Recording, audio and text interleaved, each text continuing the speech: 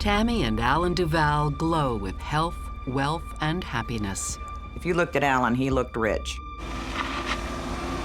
She was very attractive. I mean, she could fix herself up to be a knockout. But sometimes marital bliss is merely superficial. Said he was a drunk. His family's nothing but drunks. Like a lot of addicted people, she'd go right back to it again. Yes! Their relationship turns toxic. Screw you. You need to learn a bit of respect. And then ice cold. What I heard is there was a constant fight. Get off me! This was the healthiest dead person I think I'd ever seen. Love may be blind and marriage bliss, but divorce is murder.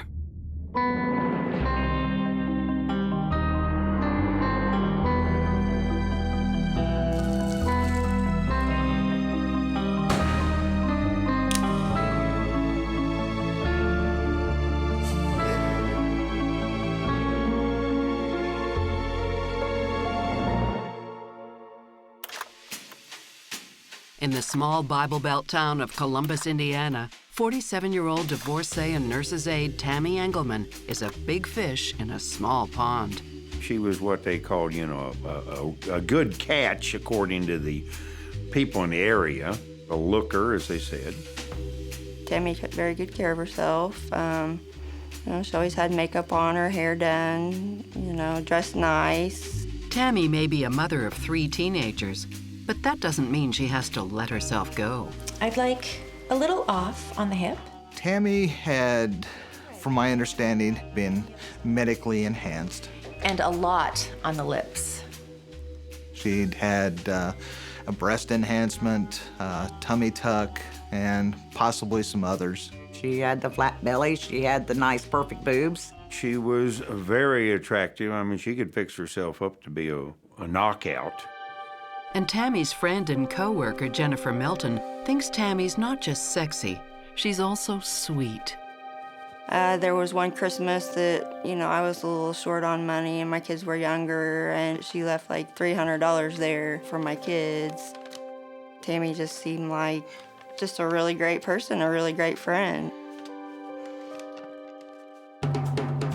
And this nurse's aide is very sociable, too. So you gentlemen are all doctors, right?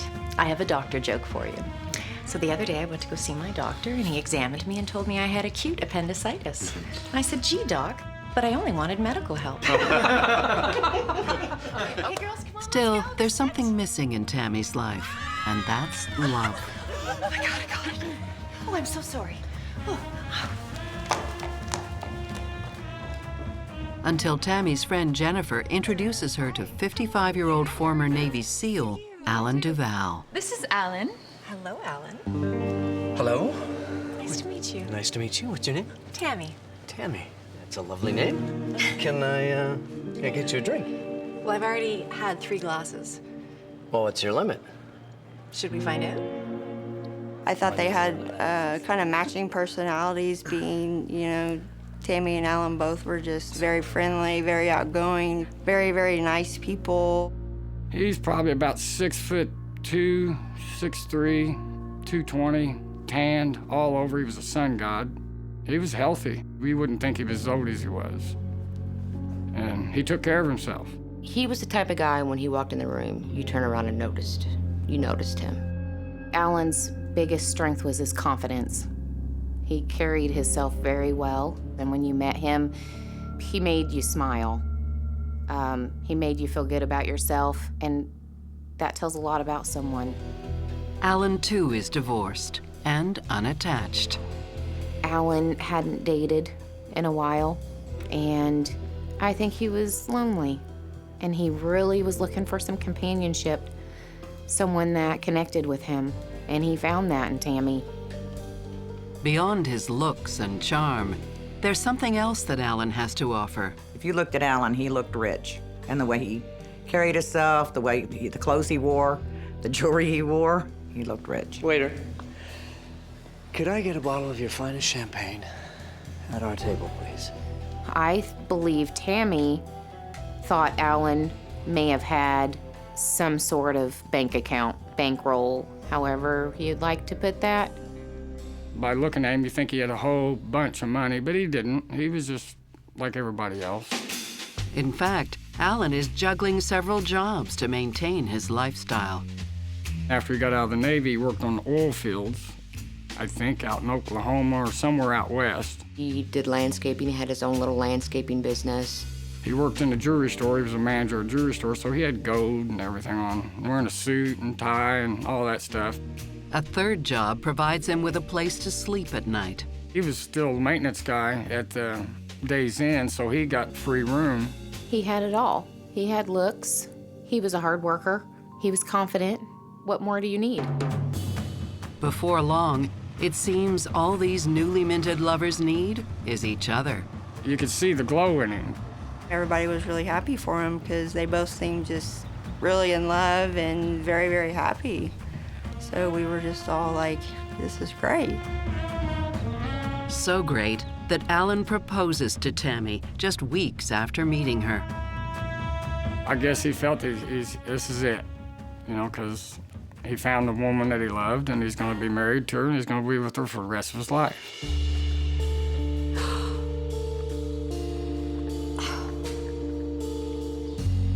I couldn't believe that Alan was engaged. So, William? Of course. Not that I didn't think that he could get engaged, but so quickly I was really surprised by that.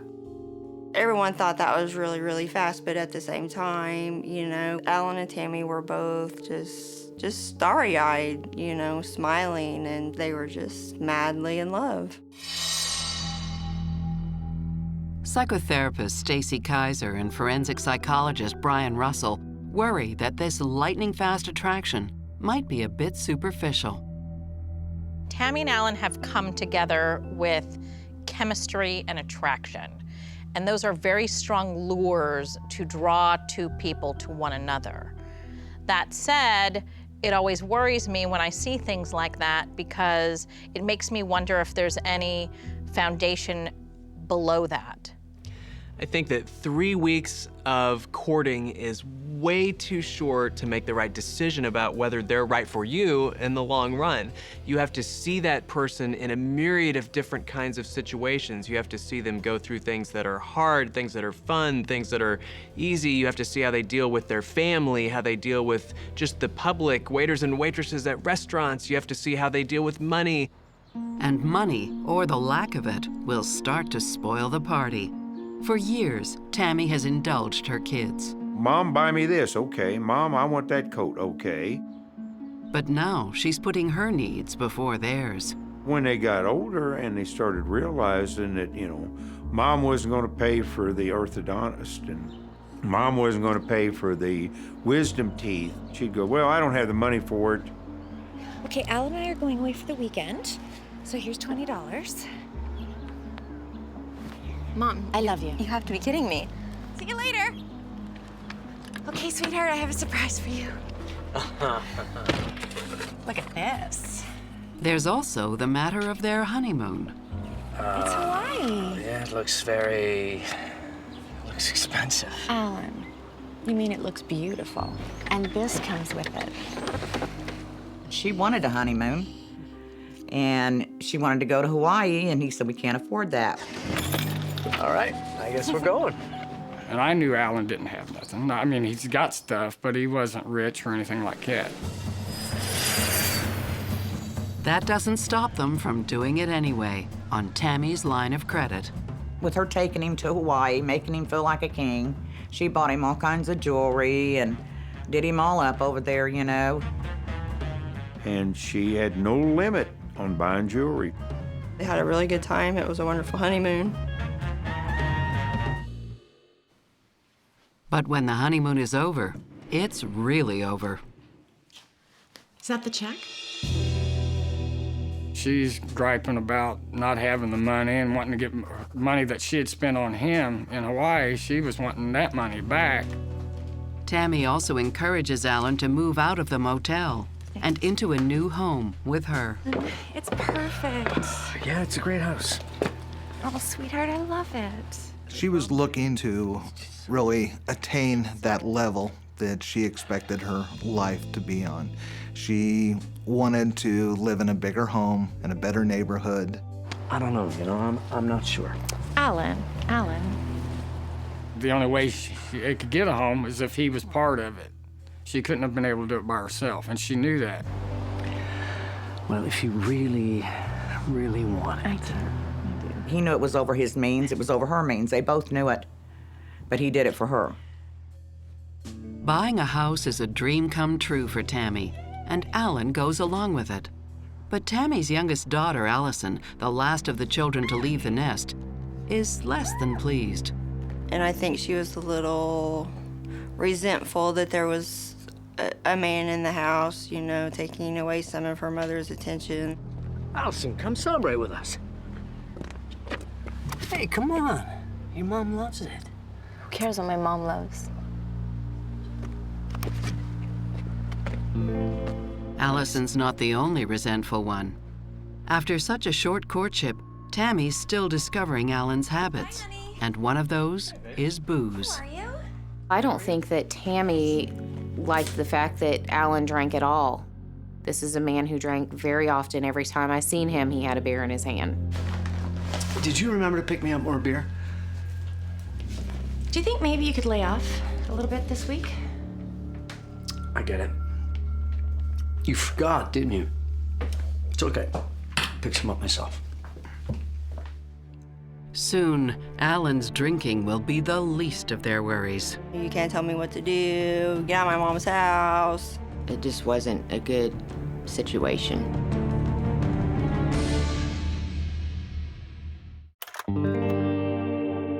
With deep tans, love of bling, and instant sexual chemistry, Tammy and Alan Vows seem like a perfect pair. But shortly after the wedding, Alan's already venting to his neighbor Jennifer on a regular basis. Yeah, I brought a few friends. Alan would come over a lot just by himself, just to sit out back on the patio and drink a beer. How are things? You know, things could be better. It could be a lot better. Alan would say different things. She'd go to work and not come home for hours, and he wouldn't know where she was. Jennifer's house becomes like Alan's second home. Thanks for asking. In the meantime, Tammy's got her own escape, the mall. Tammy was what I guess you would have to say a spendaholic. She liked the idea that people catered her. People that paid attention to her, you know, they could sell her anything. Oh, thank you, darling. Oh, you know me so well. Keep them coming. All they had to do is say, oh, you should be a model. Oh, you are so beautiful. You know, you are the type of person that can wear this. And she would buy clothes she never wore. She'd just buy, and it meant nothing to her. Early on in a relationship, everyone puts their best foot forward. What becomes hard when people move so quickly into a serious relationship is the real self hasn't fully come out yet.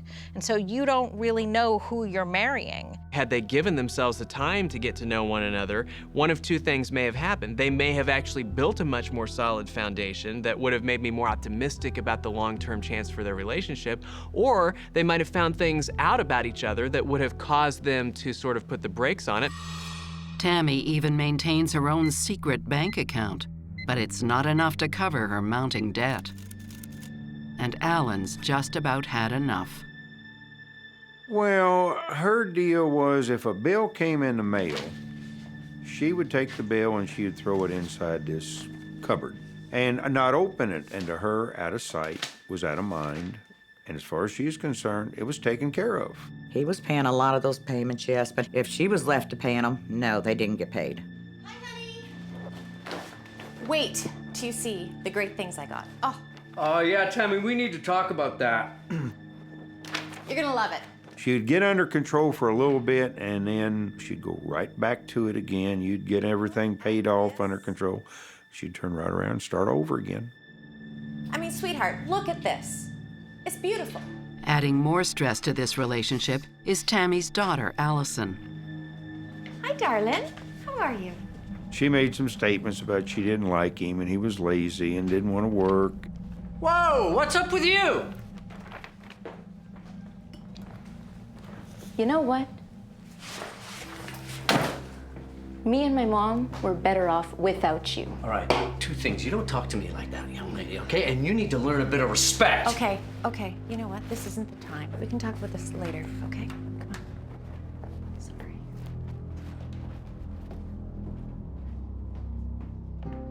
Just a year into the marriage, Alan and Tammy find that every small thing is a reason to start bickering. She had no right to criticize him for drinking. She drank too. She criticized his drinking, but it was all right for her to drink. Haven't you had enough, sweetie?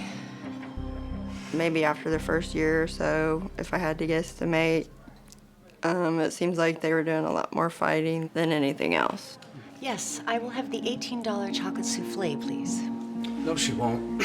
We'll just take the bill, please. No, I will have two $18 chocolate souffles, please. Do you know what? Take this, and please ignore my obviously unbalanced wife. Screw you.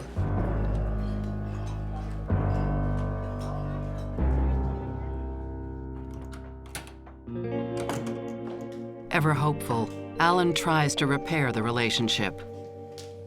Love does some weird things, I guess.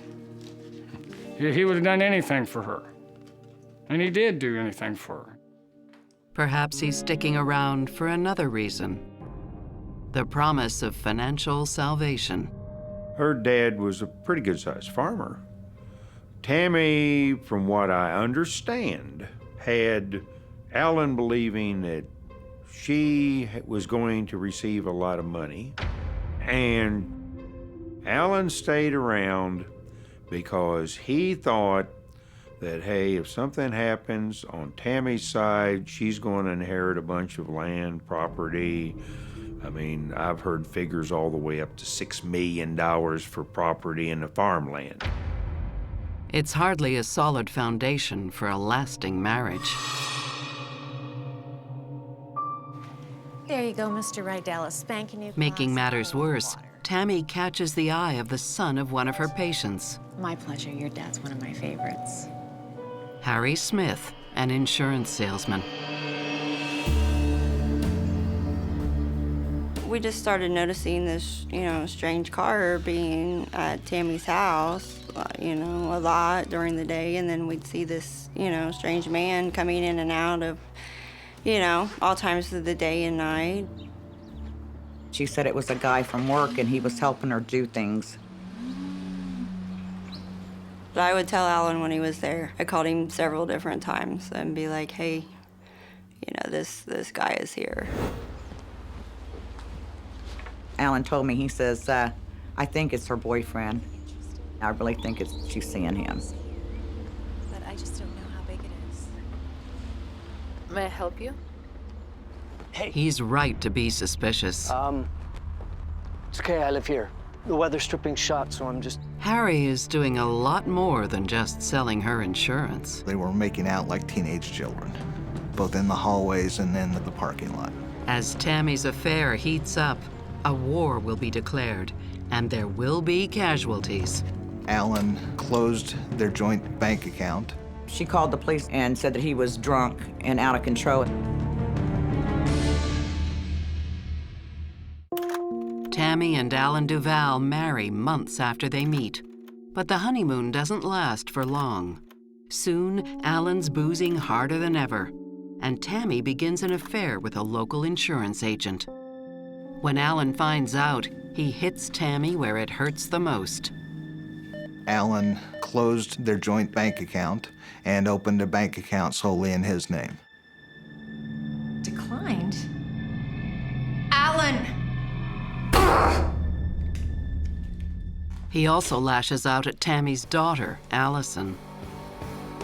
Alan had been drinking. He came home, he was upset with Allison as she was studying for some final tests to complete her high school. You're not gonna graduate if you keep this up. Mind your own business. Turn my music back on. No! Do your homework.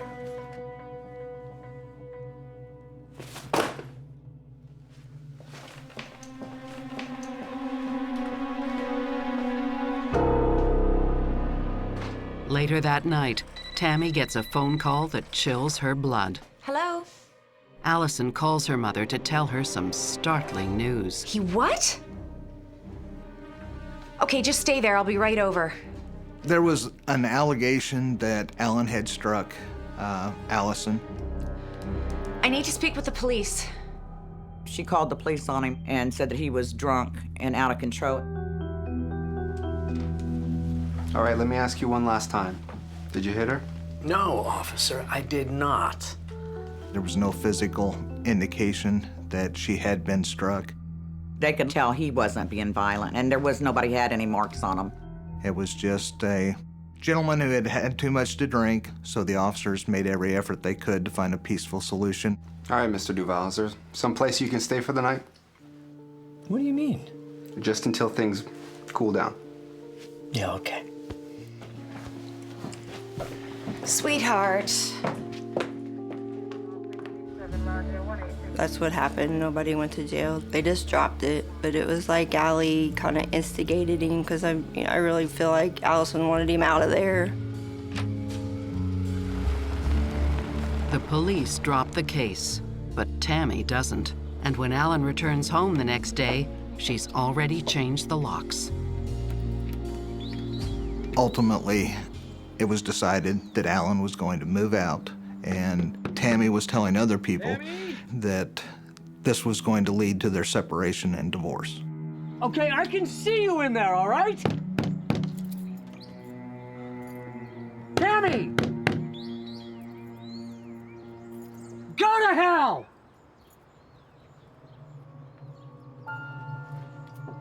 Tammy may have known that it's very unlikely that it was true, yet she used it as a pretext to get Alan out of the house because that's what she wanted anyway. It is literally a big, giant punishment for Alan. He closed the bank account, he's not behaving the way she wants, and he used to behave the way she wants. And so she is laying down the law by saying, if you're not going to do what I want, you're out of here. Basically, he said that they were separated and that he was staying down there with a friend of his. And I'm thinking, well, cool, they're not together no more. Within days of their second wedding anniversary, Alan and Tammy's marriage appears to be over.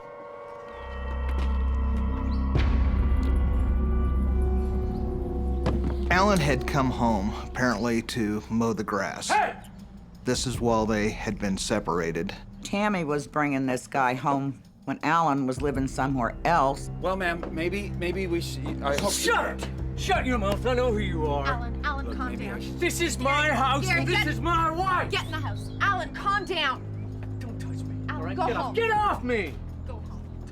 Tammy had to restrain Alan from going into the house and escorted him off the property.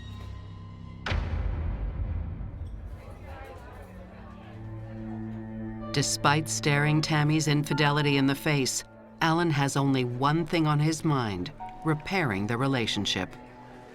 Things can be different this time.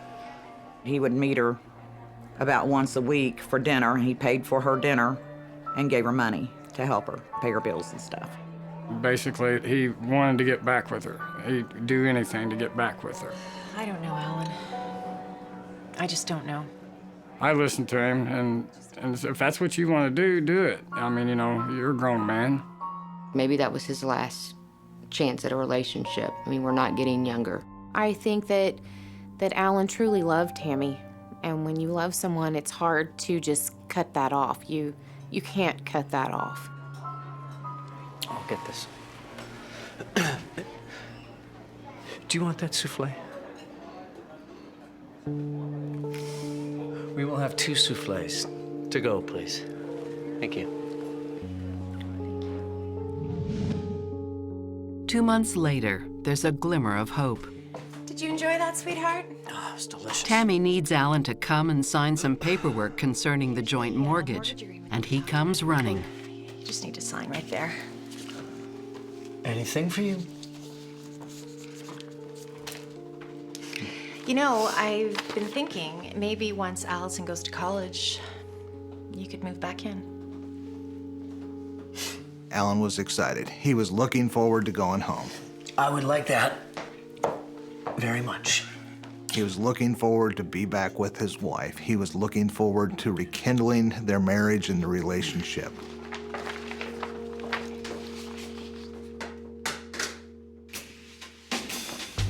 It's a sweltering day in late August 2007 when Alan and Tammy meet for a reunion dinner. That day was a typical Southern Indiana summertime day. Tammy had prepared what she called a light summer dinner for the two of them. It's all for you. Sit yourself down. And a special treat. Suddenly there was beer there. There was Long Island iced tea. So he was in heaven. He was back home, and she was allowing him to drink. Well, aren't I a lucky man?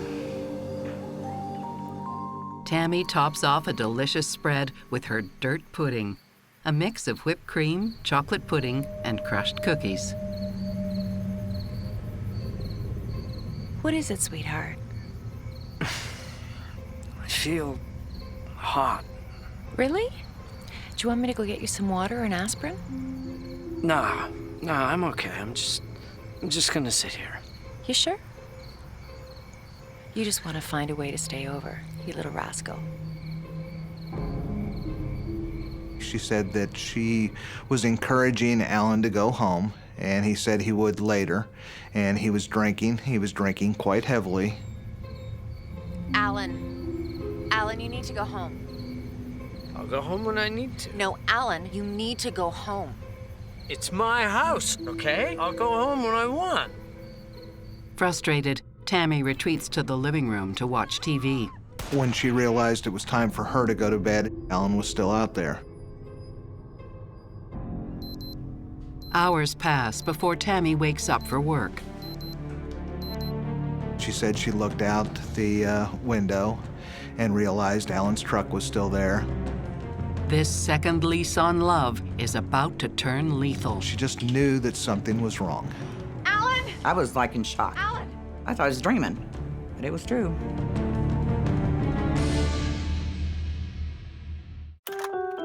After money troubles, family tension, infidelity, and addiction, Alan and Tammy Duval are trying to patch up their 2-year marriage. But a reunion dinner ends with Alan in a drunken stupor. Alan, you're still here? Alan, get up, you have to go to work. Alan! And he's still there, passed out the next morning. And Alan was still there, asleep. She woke him up, told him that he needed to go home, get rest, get ready for work. Geez, Alan, get it together. Alan apparently just said, "I'll take care of it."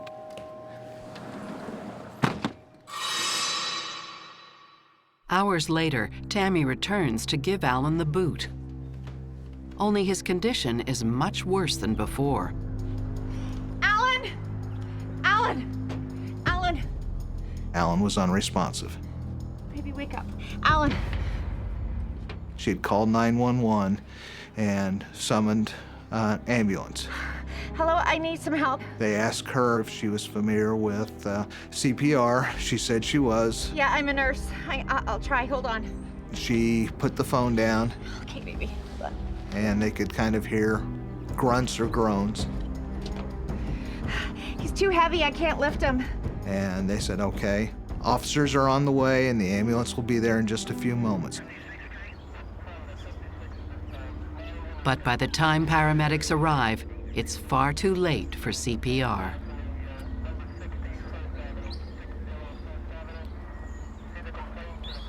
I'm sorry, ma'am, but your husband's dead.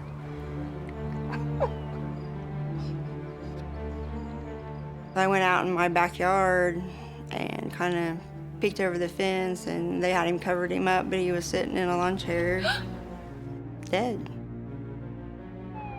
The cause of Alan's death seems clear, a deadly cocktail of heat and booze. The death had been investigated by our department and was ruled that it was due to heat exhaustion, alcohol consumption. I think it was higher than 0.25% blood alcohol, which in state of Indiana now, that's 3 times the level that you would be arrested for driving under the influence. News of Alan's death spreads fast.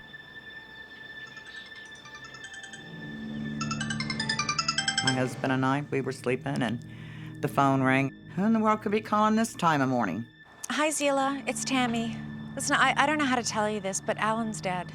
I was like in shock. I thought, what did she do? What is this? I thought I was dreaming. But it was true. And she said, And listen, if you want to see him, you need to come up before the cremation. And I'm thinking, cremated? We didn't even know he was dead. Family and friends are puzzled by this hasty decision.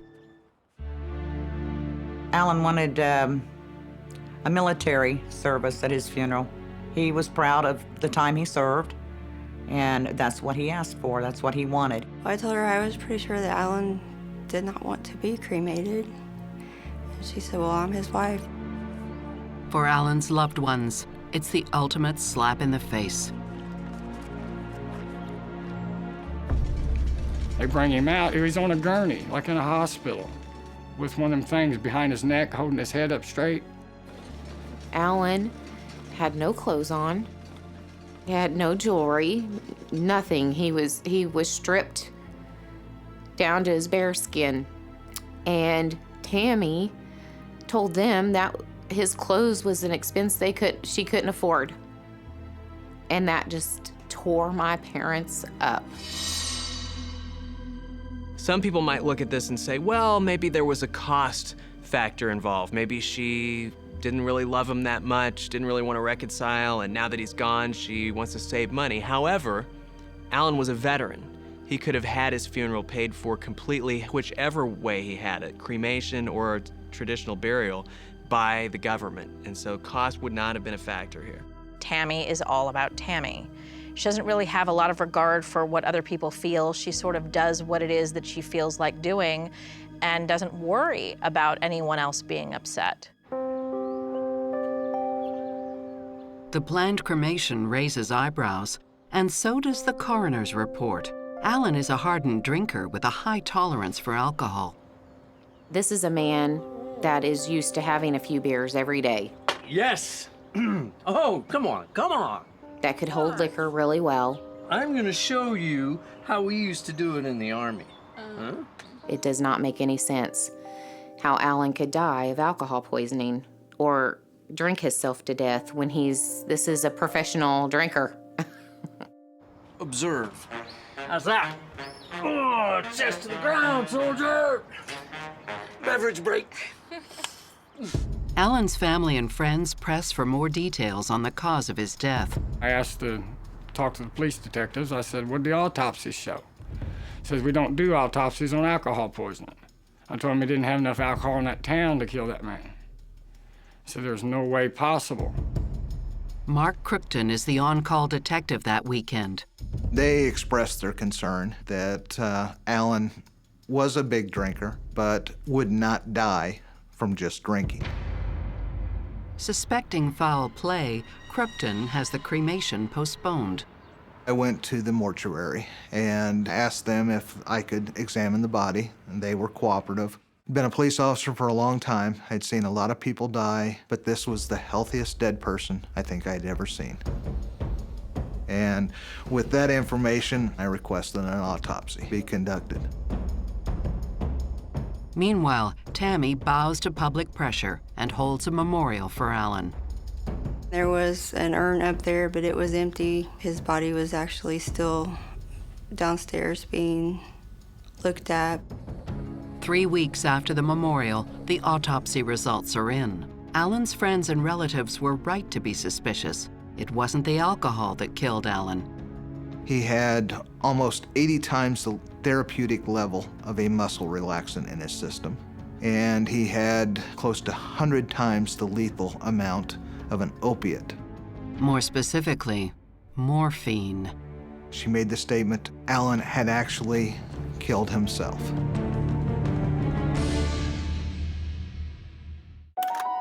After an autopsy reveals a lethal dose of morphine in Alan Duval's system, his wife Tammy comes clean and admits that Alan's death was no accident. And at that point, she made the statement Alan had actually killed himself. Alan, are you never gonna change?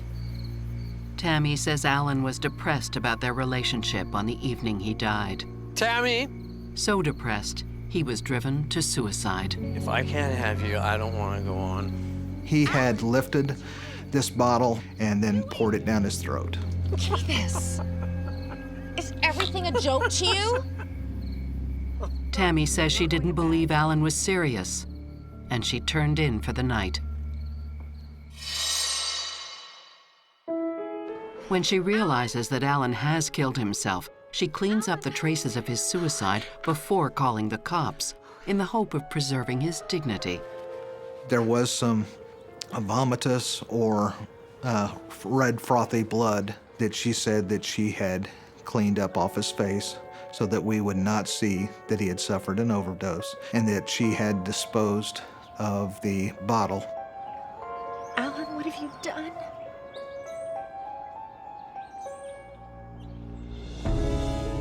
Guys tend to use firearms, especially a guy like Alan who was familiar with firearms from his military service days. Morphine is not very accessible. I guess if he were going to poison himself as a guy, he probably would have done it with lots of other substances before morphine. So I'm just not buying this at all. Something about Tammy's story doesn't sit right with Detective Crookton. Tammy claimed she exchanged words with Alan hours after he ingested the morphine. But that's impossible, because Alan would have died the moment he took it.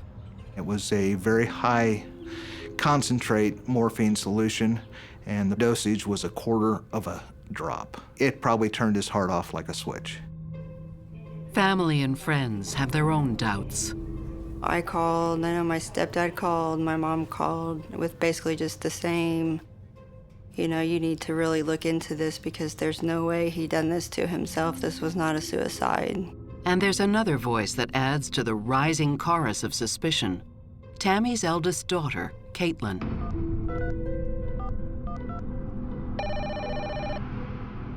We received another phone call, and this was from Tammy's daughter and her husband.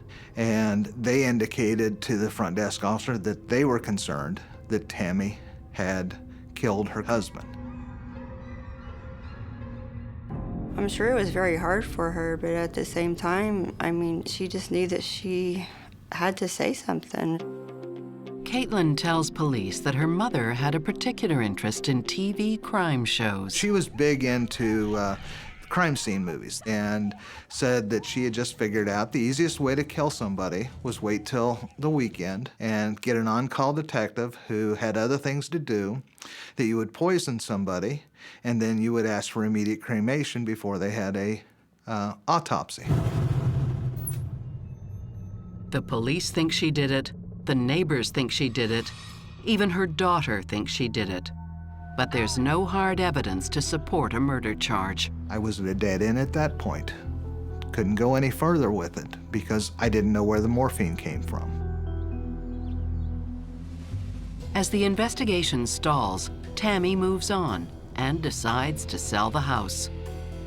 It wasn't very long after Alan died that she got rid of it, because now he's dead, she can sell it. But the sale is not enough to keep her afloat. Can't wait to get it home and try Tammy's it all on. bank balance is dwindling. Thank you. And with the homicide investigation still active, Alan's life insurance will not pay out. Oh, that can't be. Try it again. So she calls Detective Crookton and asks about the progress of the investigation. Detective Cruchin, please. One of my best assets throughout this investigation was Tammy herself. Detective Cruchin. Hi there, it's Tammy Duval. Hi, Mrs. Duval. How are you?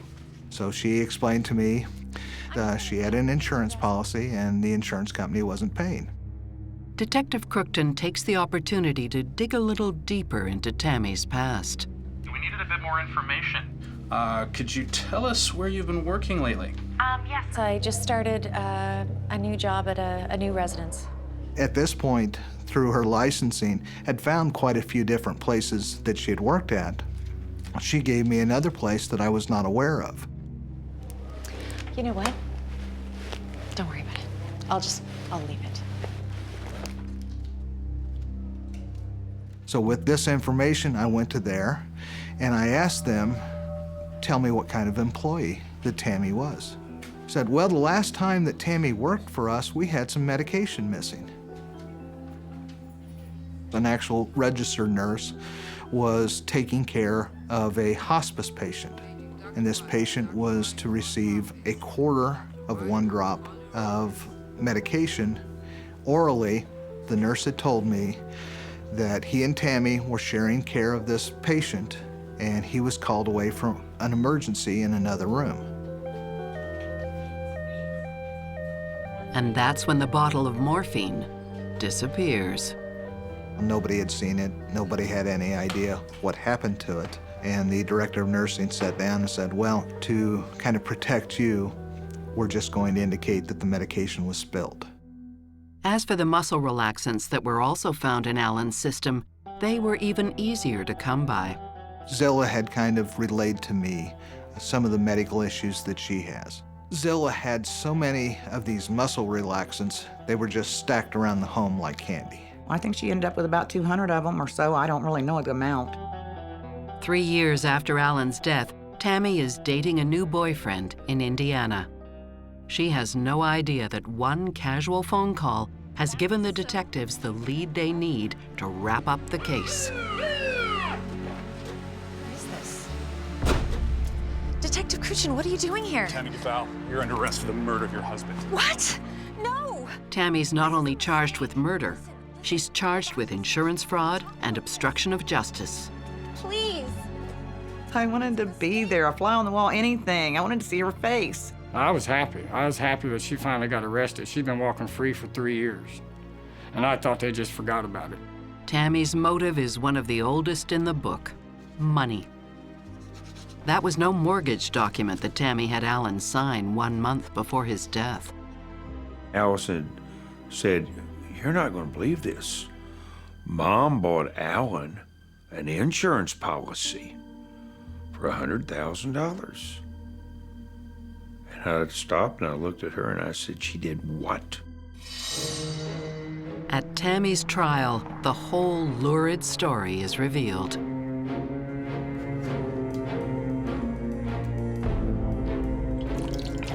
She mixed the muscle relaxers in the Long Island iced tea, which is lemonade and all that, and then did the morphine in the dirt pudding, which is Oreo cookies and all this. It made it to where you couldn't taste it.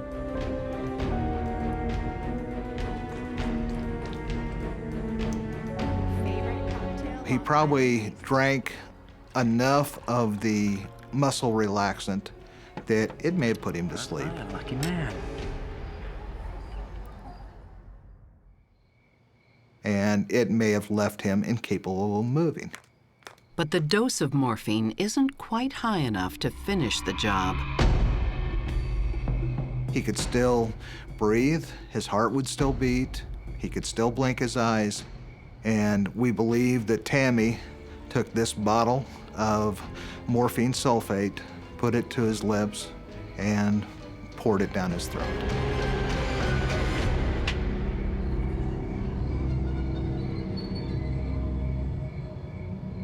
He was dead before she took it away from his mouth.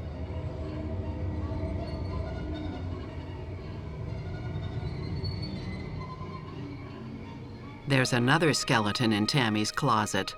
Although prosecutors don't have enough evidence to prove it, a witness comes forward to testify that Tammy may have tried to kill before. She had had another boyfriend that she tried this to, only he took one bite and tasted something and threw it out and kicked her out the door. And then once all this came out, he was like, wow, that's what she was, that would have been me. On April 20th, 2011, After a 16-day trial, a jury serves Tammy her just dessert. She's found guilty of insurance fraud, obstruction of justice, and murder. It's not like CSI. It doesn't get done in 30 minutes. It's a process. We have to dot all our I's and cross all our T's. We only get one shot. And I just thank God for all the phone calls that went into the police station, or she would have gotten away with it. I've seen the system break down so many times, and people that should get convicted just walk away with it, but the system worked. Tammy believed that she had created the perfect crime, and she actually thought she got away with it, and she did for a really, really long time. What she didn't take into account was all of the holes that she had left behind, all of the patterns. Most sociopathic people overestimate just how brilliant they are and how many I's they've dotted and T's they've crossed and just how perfect their crimes are. Thank God, because if they really were as smart as they think they are, we'd have a lot more unsolved cases. Tammy Duval is sentenced to 60.5 years in prison. I think we felt his life was worth a little more than that. But in 30 years, it'll be a new life when she gets out. It's going to be way different than what she's used to. But life will never be the same for all those who loved Alan. I just miss the fact that he's not here and he's not able to go on with his life and be alive. He had so much life. He was just a sweetheart, and I miss that. He was a part of me. It's just, I loved him so much.